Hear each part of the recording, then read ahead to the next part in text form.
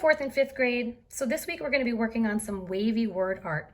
This project focuses on lettering, on color, on pattern, design, and shapes.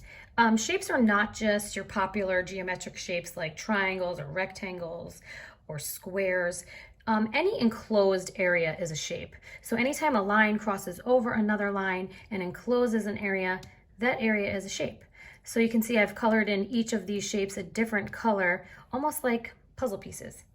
So the first thing you want to do is pick out your words. You're going to need probably between 3 to maybe 5 or 6 words. You can see that I related mine to the current situation we're in, which I find helpful. I think art is a really good tool to use to express yourself and your feelings, kind of work through emotions. And so I find that to be therapeutic and helpful. So if you wanted to relate it to this situation, you can. You don't have to by any means. But if you wanted to do like, I don't know, family, health, and love, those, maybe the things that we've all come to realize are the most important to us, or maybe each line can have a family member's name. It could be really anything that maybe is getting you through this time, or it doesn't have to be related to this topic at all. It could be your favorite basketball players' names, or a short quote, or something that you like live, laugh, love, or life is good, or something short and sweet. You want only about 3 to 6, probably top 6 words. So the first thing you want to do is you need a piece of paper. You need a pencil, an eraser probably, and you just want to make your lines. So when you decide on your words, however many words you have, you want to make one fewer line. So I have 4 words. I made 3 wavy lines. If you have 5 words, you're going to make 4 wavy lines. If you have 3 words, you're going to make just 2 wavy lines. So for example, I'm going to do one that says coffee, Lysol, snacks, because that is what's getting me through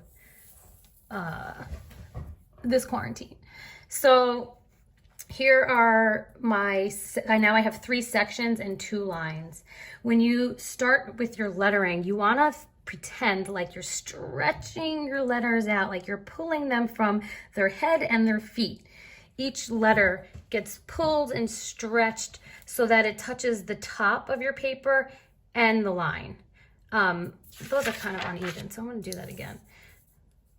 And your lines can be as wavy as you want. I'm trying to keep them somewhat the same thickness. So like I said, stretch those letters out. Think of it like you're just pulling each letter so that it goes from the very, very top to the line, from the top to the line. And you would definitely want to do this in pencil first. That way you can do it very, very, very light. And once you know you have it right, you could go back and make it darker. So draw light till you get it right. So I'm just gonna kind of sketch it out. Remember, I always tell you guys in class, drawing is very different than sketching. Sketching is kind of like laying it out, planning. It's just the plan before you make it permanent. So if you sketch nice and light, you can erase it, no problem. No one will ever know that you didn't fit it correctly and you had to do it again. So if you do it nice and light, you'll be able to erase. So now, so you can see how, I don't know if you can see, I'm going to go over it in Sharpie so that you can see it a little bit better. But I stretched my C so that it went all the way from the top, all the way touched that line, all the way from that line, touch the top. So really stretch those letters. The most important thing is that these letters are on that line, on the wavy line, and also right at the top, because you want to have these enclosed spaces, which will be your shapes, like a puzzle. Okay, and then your next one, goes on the next, your next word goes in the next line. So I'm gonna go back to pencil so that I know it fits. And stretch, stretch, stretch my letter. So it goes from the very, very top to the very, very bottom. If you have a very short letter word, if there's only like 3 or 4 letters in your word, then you want to make your letters bigger. If you have a longer word, you make your letters a little smaller so you can fit it. Okay, so my last word. So I'm going from the top. So some of your letters will be larger than others, depending on this shape you created here.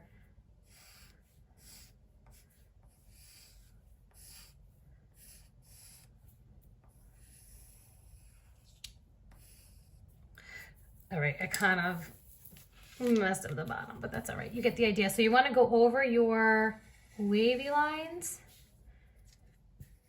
And you also want to go over your letters. Another thing is you can see that after I went over in Sharpie, and you can use any kind of marker, but after I went over in Sharpie, I kind of went again and thickened up my letters. Just that helps with the design of it, making a poster that stands out. The thicker you make your letters, the more bold they are and the more they will stand out, especially against the patterns. So I'm going to continue this. I'll show you how to do it. So I'm starting here with 2 lines because I have 3 words, and I'm stretching my letters really, really long from top to bottom and making sure I go really, really lightly so that I know my word fits from side to side. And then once I have that right, then I'm going to go over it in Sharpie. And you guys know how much I love to have you go over everything in Sharpie. So take your time tracing over all of your lines for each word.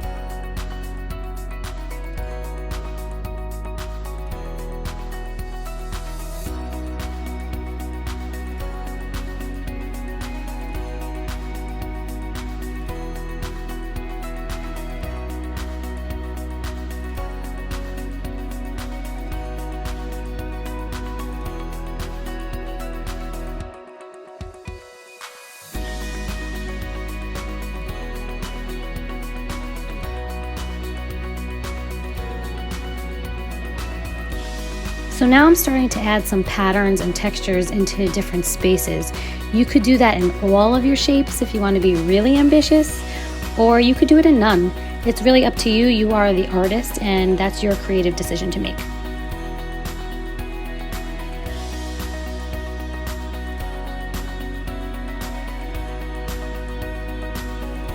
So next comes my favorite part, the color. You want to put one color in each shape. You can definitely repeat the colors. I would just space them out on your composition so that they're not right next to one another.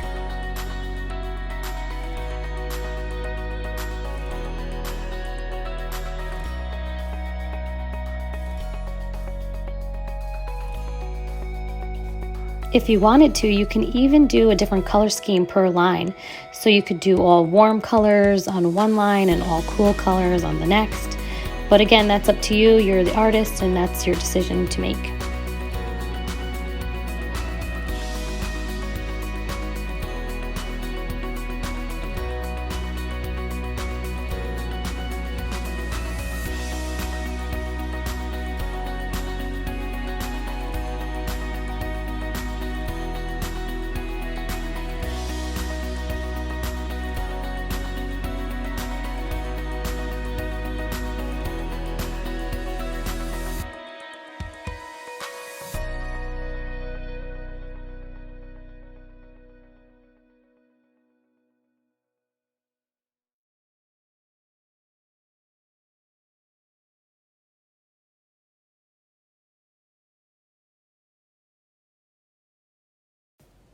I hope you guys really enjoy this lesson, and I can't wait to see all the creative designs that you come up with.